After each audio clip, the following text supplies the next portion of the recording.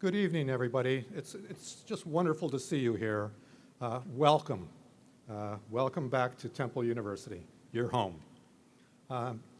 At the outset, I would like to mention that some of our great trustees are here. Don't stand up. You can do whatever.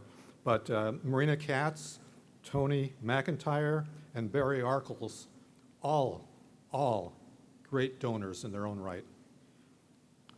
Before we get started, I'd like to take a moment to pay tribute to our much beloved president, Joanne Epps.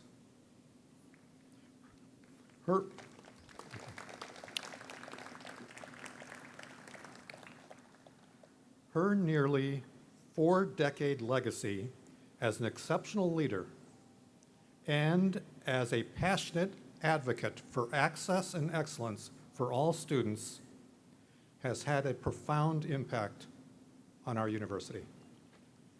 We mourn her passing.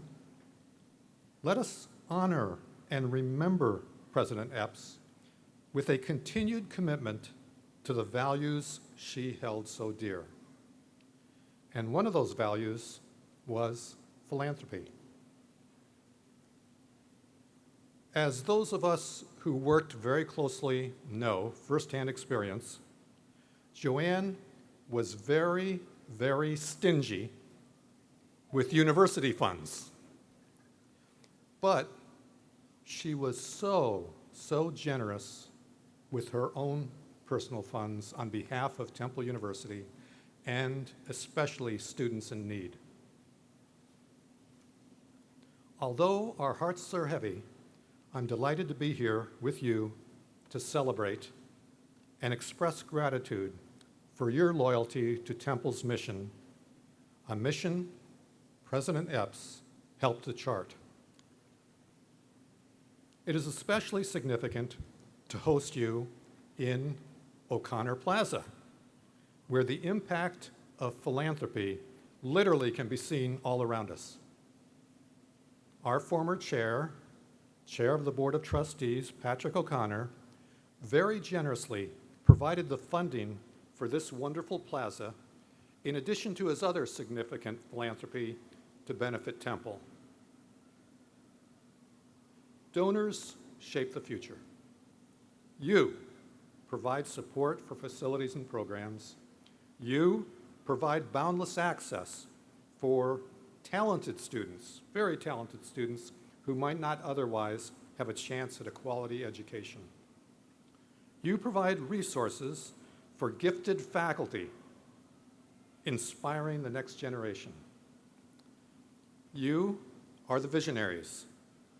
You are the ones who inspire our community of owls to dream bigger and better, and to fly higher. The groundbreaking discoveries and innovative progress happening on our campus are truly a testament to your support. Each day, we have something better to offer our community and something more to showcase to the world. You allow us to push the boundaries of knowledge and make breakthroughs with local, regional, and global impact. Great things are possible when you believe in and provide funding for the power of education and research to literally transform lives. Today, we will hear from one of our outstanding faculty members and from one of our wonderful donors whose philanthropy has supported that faculty member. In this case, and this is truly a case of philanthropy and innovative research making a winning combination in shaping the lives of young people. The donors are Stan and Debbie Lefkowitz.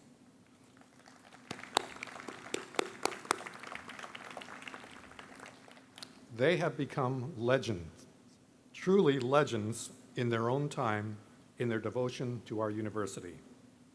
Not only do they provide financial support year in and year out, they are also active participants in university events and advisory processes. and they are personally engaging and thoroughly enjoyable human beings. They truly put their wit, wisdom, and wealth in the service of others. And we are so grateful for all the many ways that they have made Temple better. And now, I will yield the microphone to one of those donors, my dear friend Stan Lefkowitz, who will introduce our star faculty member.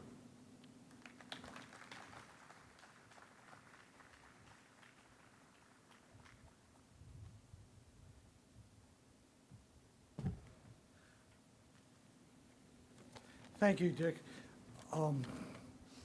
Welcome to today's first celebration of philanthropy gathering.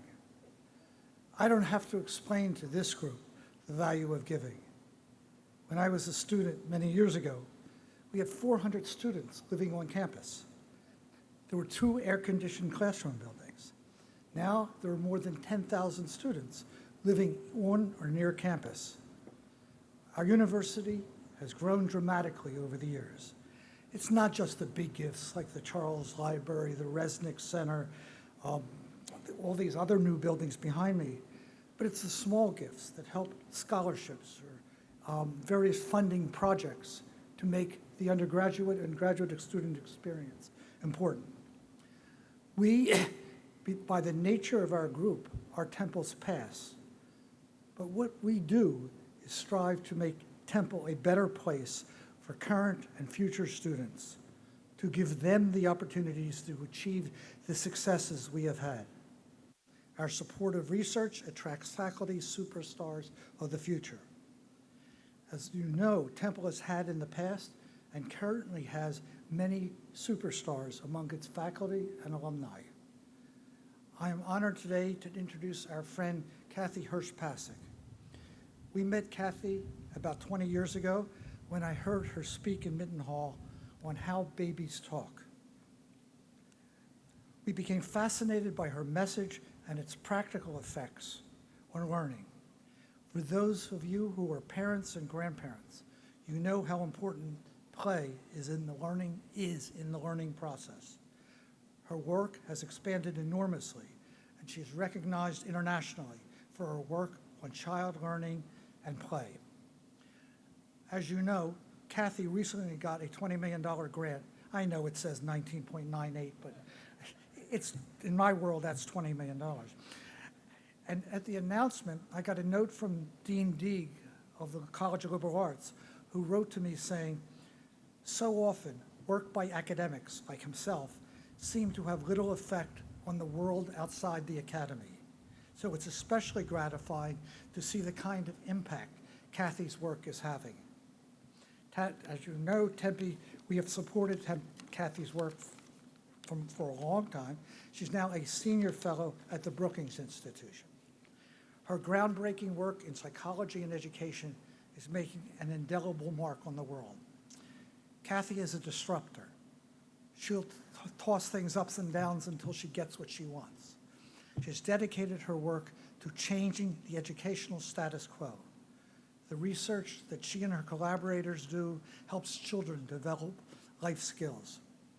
Her commitment to bridging the gap between scientific research and educational practice has earned her recognition from psychological and educational organizations around the world. As of a couple days ago, she's only written 17 books. It may have changed since then, but it has published more than 250 articles. She has blazed the path for parents and educators worldwide. The LEGO Foundation for some time has been active in developing learning tools. The recent grant signifies a commitment on their part to Kathy's work to help serve underserved communities where they are needed most. She is truly a Temple superstar who is constantly touting the Temple brand. Tonight, you have the privilege of actually hearing Kathy in person. Please join me in welcoming a visionary, a champion of educational innovation, and a force in leading the next generation to a brighter future. She is our close friend, Kathy Hirsch-Pasek.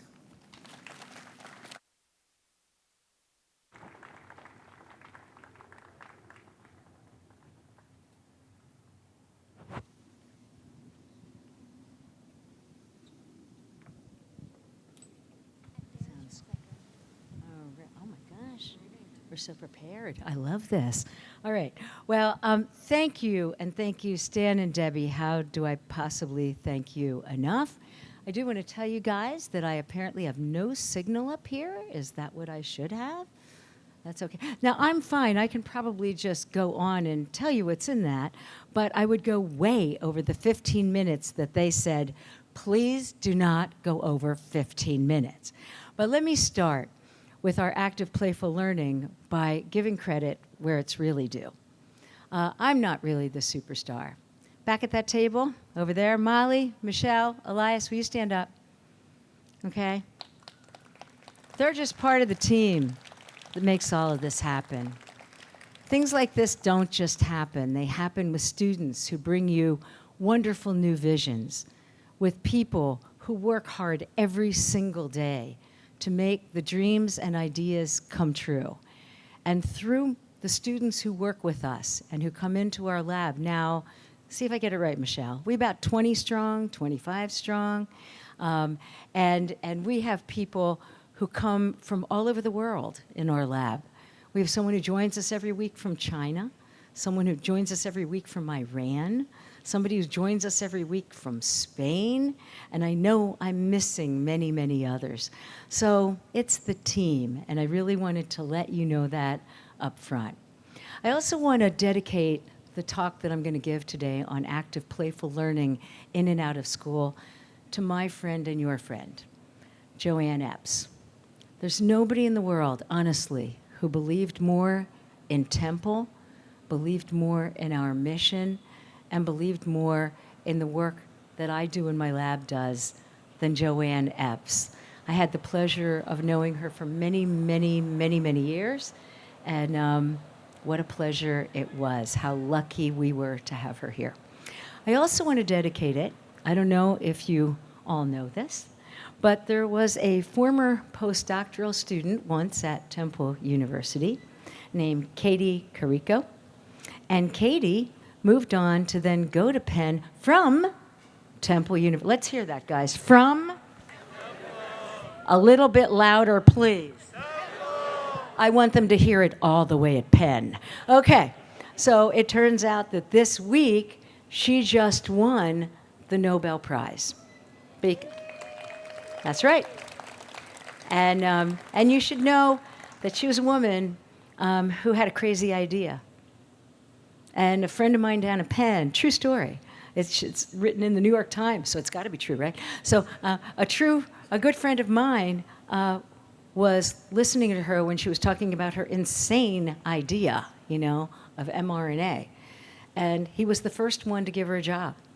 Nobody else at Penn would hire her because her idea was a little bit too bold. Well, that's how she got her start. And I think we're all really happy she did what she did. So where did that start? Thank you very much. Okay, let me tell you just a pinch about my journey. I want to start with somebody you probably all know. You probably read his stuff, Yuval Noah Harari. And in 2021, he wrote something that I think is really important for us all to consider. The Industrial Revolution has bequeathed us with a production line theory of education. Almost everyone agrees that no matter its past achievements, it is now bankrupt. And no matter how hard we try, we have had education president after education president after education president. We have had people working on the issue and throwing money at the issue, but when you are working in a system that was designed for another era, you're not going to get the results you hope to get, which is why the lines on these graphs are fairly flat. Look at what happened since the line that's in there is No Child Left Behind.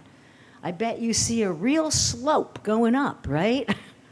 If you spend all your time teaching reading and math and math and reading and reading and math and math and reading, it doesn't work because kids need to have a broader knowledge base. And so what I want to do today is really odd. I want to suggest that it might be an interesting idea if we taught in the way that human brains learn. I know this is where you all go, duh, Okay, ready? Duh. Like, that shouldn't be that unusual that you should teach in the way that human brains learn. And psychologists in the field of the science of learning actually have some real ideas about what that looks like. And so when I'm always asked, what do you know after 50 years of working in the field? I say, actually, we know quite a lot. And it's what I call the three-part equation. So listen up and I'll tell you how I think we can put all these together. One is, you have to know who your students are. That's another dumb moment, okay? And you have to hear the people in the community and understand the cultural values and the funds of knowledge that people are bringing into the education system. And when we understand that, we can start to tailor the education in ways that make sense and are meaningful to the people we're trying to teach. The second thing we need is we need to understand how the human brain learns. And we have to use those characteristics to craft a pedagogical approach that will help kids do better.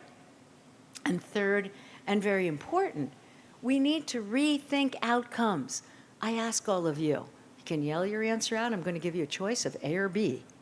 A, we want everyone who comes out of American education systems, actually global education systems, to do really well on their math and reading test. Here's option two. Option two, we would like everyone who comes out of American education to be happy, healthy, caring, thinking people who know how to collaborate and get along with others, and who grow up to be creative innovators, strong collaborators, and good citizens of the next century. Anyone vote for number one? Do I hear any votes for number two? Thank you. Okay, so I've actually done this little quiz at my local Trader Joe's because I go in there and I actually do. I like I'm a reporter. I say, hello, I'd really like to know which one you would like for your kids. So, okay, what we're doing in our research is we are going out into communities and we're finding out what the communities are thinking. And we're asking them in North Philly, in West Philly, around the globe.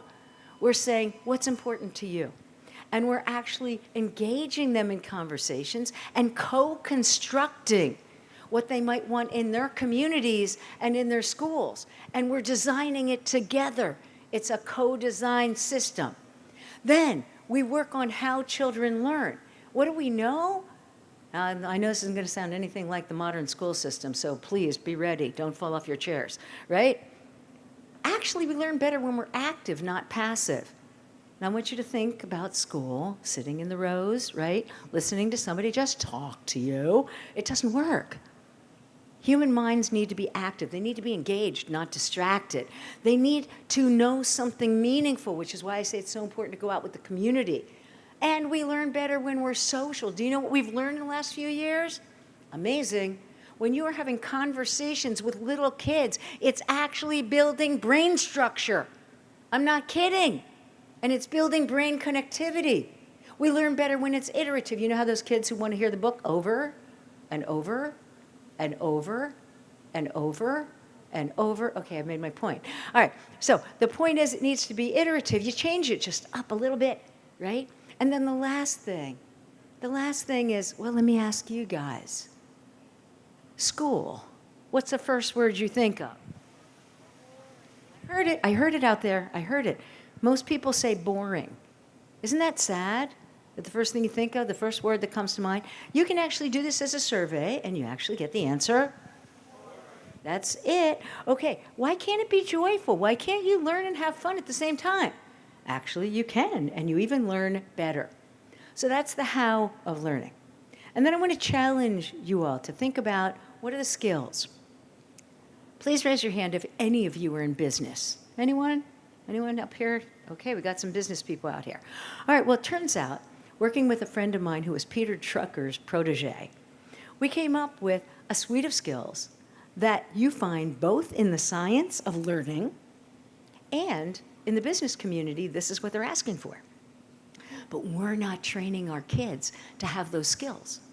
And because we are not, what tends to happen is that the kids who get out of our universities or get out of our high schools are unemployable. What are the skills that the business community tells us everyone needs? You need to have strong collaboration skills. You need to get along with other people. There's not a business out there that isn't working on teams. I'm on this team, on that team. Communication skills. Yes, you need your content. You sure do. But not just in reading and math. You need to know science. You need to know social studies. And here's a plug for the arts. They are critically important. Okay? When we move from content and learning how to learn, like how many of you had heard of generative AI before last November? Well, guess what, guys? It's here now. So if we aren't adapting, then we're gone. Learning how to learn. The next one we need to have is critical thinking skills. There is so much misinformation out there, and we need to know how to sift. Creative innovation. I put forth in an article that I recently wrote for the European version of the Harvard Business Review, I put forth that maybe, just maybe, we're going to find out that in the very near future, originality is going to be more important than productivity. Why? AI is pretty good at productivity. Robots are darn good at productivity. But as the head of the New York Times art section said this week, AI is a terrible artist. Terrible. Okay. And finally, I'm going to add one more C. I call these the 6 C's, and that's confidence. You have to have the confidence to give it a try. Because if you don't, you'll never persevere, you'll never learn that, and you'll never learn from failure. Now, these 6 C's are actually what I use to teach my college courses. I use the cultural part, the how, and the what. And my students, here's a shocker, my undergraduate students who I adore teaching, they tell me that they can take my midterm and final 2 years later and pass it with an A. Okay? So if you use the right suite of skills, you get deeper learning and joyful learning. Amazing. So where are we applying this? We're applying this model, and now I'm going to speed up because I know that I have to get through the drive-by in only 15 minutes, and I don't want to hold you too long. Okay. First, we're applying it to what we call playful learning landscapes, which is applying it in communities, and I'm going to give you some examples of that. We are, believe it or not, in 22 cities across 10 countries right now in the world, with many more people approaching us. And wait till you see these, which is why I had to do the PowerPoint, because you just got to see it. The second thing we're doing is we're going into schools. In our book that came out last November, Making Schools Work, we articulate a system for doing that. And indeed, the LEGO grant is about scaling that across 4 states. And then we are applying it in the realm of media, looking at what it would take to make the metaverse do it right, and to make it so that you do apps right, so that they're truly educational for young kids. All of these are backed by a strong research base. Let me start with community. Did you know that children spend only 20% of their waking time in school? That's like amazing, right? But figure it out. Like, they have the evenings with their parents to have dinner, right? They get weekends off. They have a whole long summer vacation, right? Only 20% of their waking time. I know everybody challenges this, so you go home and work out the math yourself. It's been published, all right? What we are doing is we're using that time, especially in underserved communities. How? I want to give you example 1. This is called Urban Thinkscape. It's at 40th and Lancaster. I told you we went out in the community. We did. We met with the community members, and they said, this little plot of land, I wanted to go, I'll be honest, but only to this group because you're home, okay? I wanted to go to the train station. I thought I'd have more scale there. And they said, do you mean you want to work with us or not? I said, yep. They said, you will go in this little plot of land outside a church at 40th and Lancaster, because that is where Martin Luther King gave one of his first Freedom March speeches. And that's where we want Urban Thinkscape. Fine with me, that's what we did. Over 100 community members built it. We trained the community members to be what we call data ambassadors. Dick, you should have seen what it was like to train them for our IRB. I can't even tell you, okay? We then go and we study it. We had 280 kids and families that were at the bus stop, but they were just going to an everyday place, a bus stop they would have gone to anyway. And what did we find? all of a sudden, parents and their kids were talking to each other. And you can see some of the things that were in Urban Thinkscape out here. We brought you our hopscotch game. Well, it really isn't a hopscotch game. It's a disguised hopscotch game because it's built on a task in psychology called the happy sad task, and that's how you get impulse control. Try it. Put 2 feet where there's 1 and 1 where there's 2. We also put in puzzles to build later STEM learning. Amazing. The kids who can do these puzzles, put 3 puzzles up, and it's iterative, active, engaged, meaningful. You can see all the properties because we used the checklist. Here's what the bus stop's going to look like in Santa Ana, California. We're putting it in now. In Santa Ana, the community that designed it told us, well, wait a minute, like, you know, we love Martin Luther King for sure, but we actually came from Mexico. So what's most important to us is this game called Loteria. Can we put Loteria at the bus stop? We said, why not? That'll build STEM, and so we're using Loteria. This is Andy Bustamante, former postdoc at Temple. Now he is faculty at University of California, Irvine. And this is a game we invented together called Parkopolis. And I want you to look closely at the dice. Aren't they weird? Like, dice can only be 1 to 6 and 1 to 6, right? Wrong. You can make anything you want. So we made dice fractions. So you have 1 to 6, and you have fractions. And you move along the board, and you play all these games. If you look really hard, you can see the shape zone snuck in there. And the kids walk across the shape zone, and they get activities while they're going on the game board. And voila, when they do. And of course, we had to study this too. We had 111 families that came through for our study. We got parent-child interaction, but more importantly, everybody's talking about fractions. Amazing. Here you see what we did at the Cecil B. Moore Library. Again, the community members were involved. They said, why can't we bring our kids and have them have something to do? Because they don't want to just be here sitting on a lump. They're not going to come. So nobody went to the library. Okay? Well, now you can see the climbing wall. And if you look close, you can see the climbing wall is made out of letters. So they're actually climbing words. They love it. And you see on the right-hand side that we cut out an area in the middle of the book stacks. Well, there's a puzzle in there. That's a tangram puzzle. And the tangrams come out and create the seating for the library. And the kids change the seating around all the time while they're learning math and spatial skills to do that. Here's fraction ball. You may have practiced it, but if you didn't practice it when you came in, go out there and try it because you can see how many points you can get by shooting a basketball hoop. We painted this basketball court, and it cost us all of $65. And then Andy went out, and he decided to test it.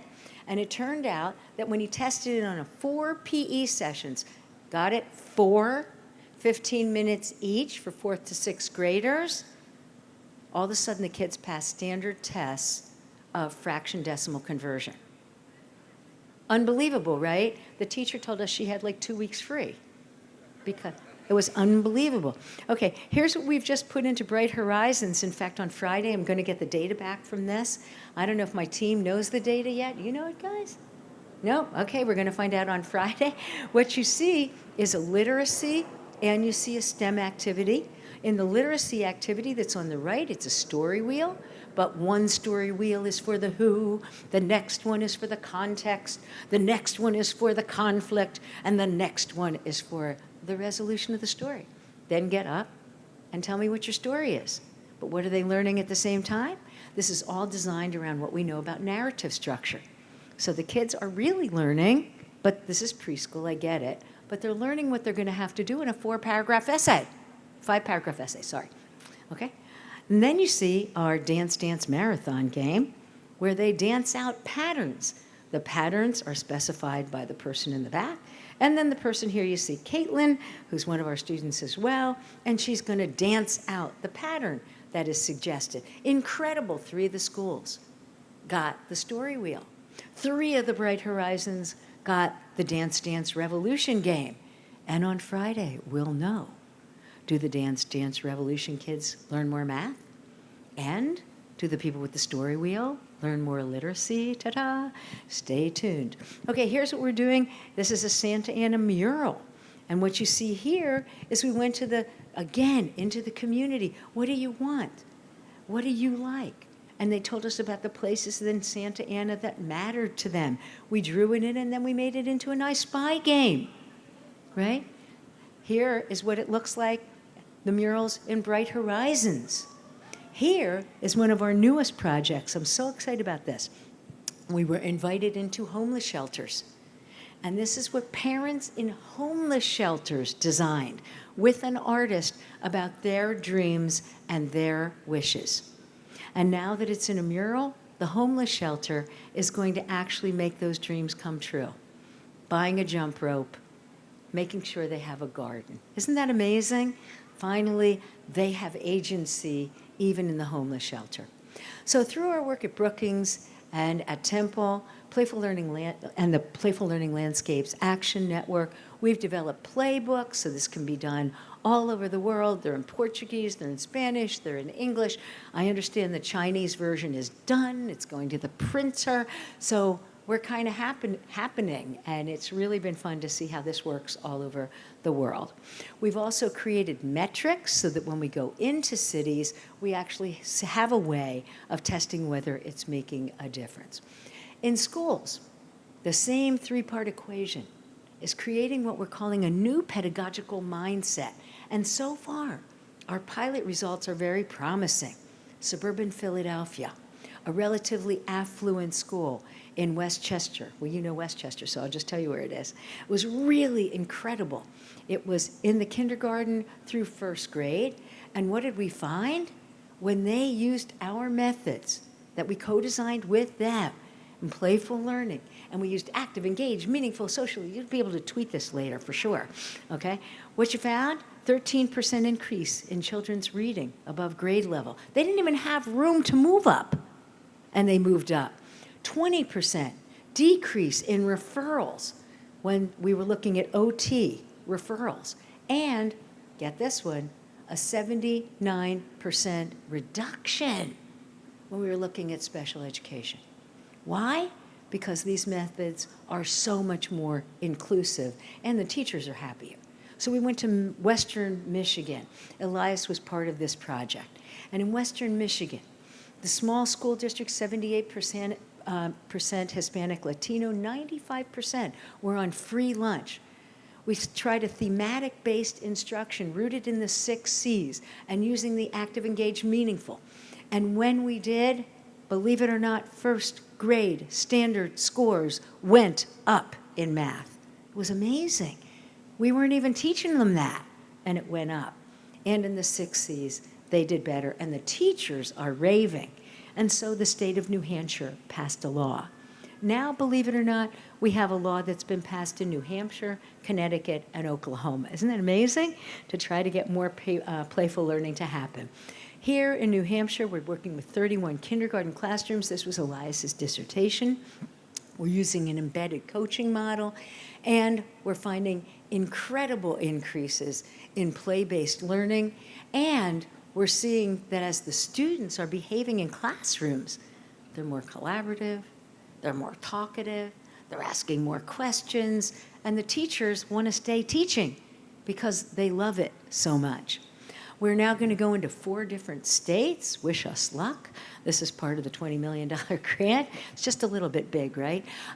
Into California, Illinois, Virginia, and Texas. We're going to 25 schools, 15 experimental, 10 control. Stay tuned. We'll let you know how it goes. But right now, we have absolutely the best people in the business have joined us at Temple to pull off this enormous study. Finally, we're using a 3-part equation to develop culturally rich education in the media sector. This was a piece that I wrote last year for Brookings, A Whole New World Where Education Meets the Metaverse.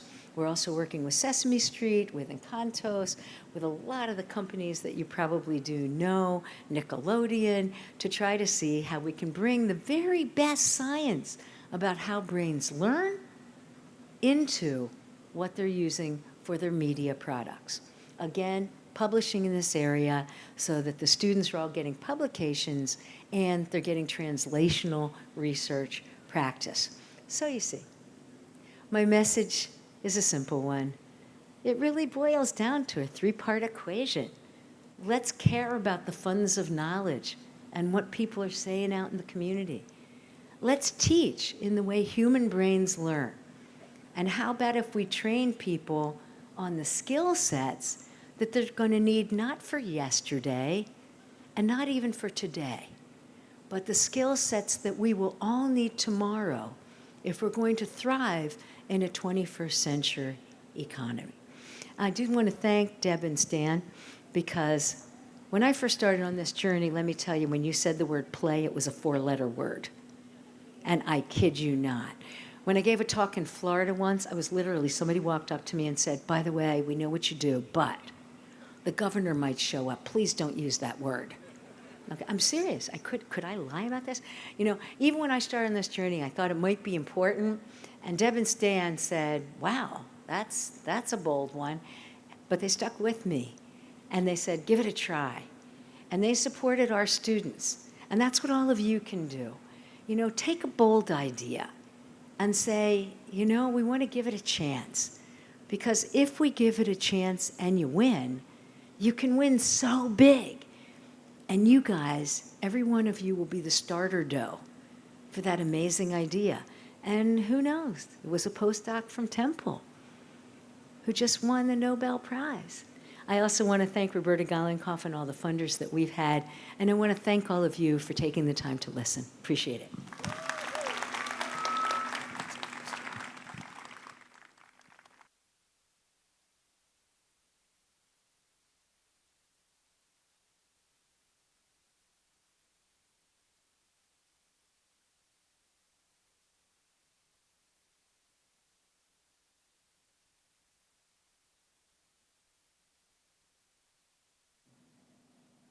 Thanks, Kathy.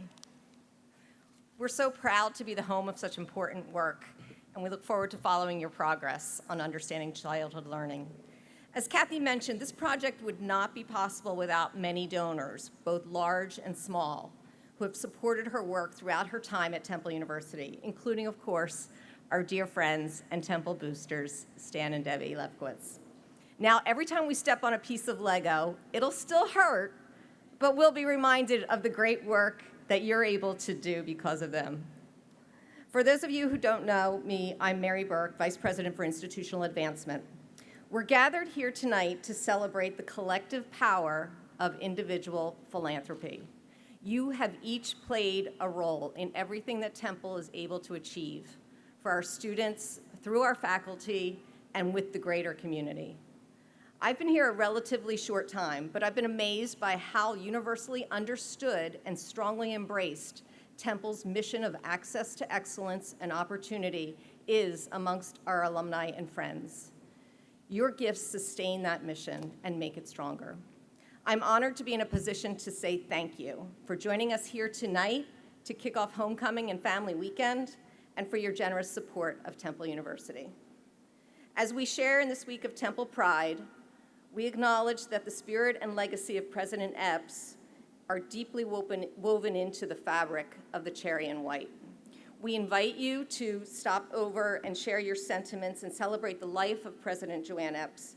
We have a tribute book to my left, so you can, if you wanted to write a note, and we also have, you can contribute to a video tribute back by the Owl on your way out. So please continue to join the evening, and go Owls!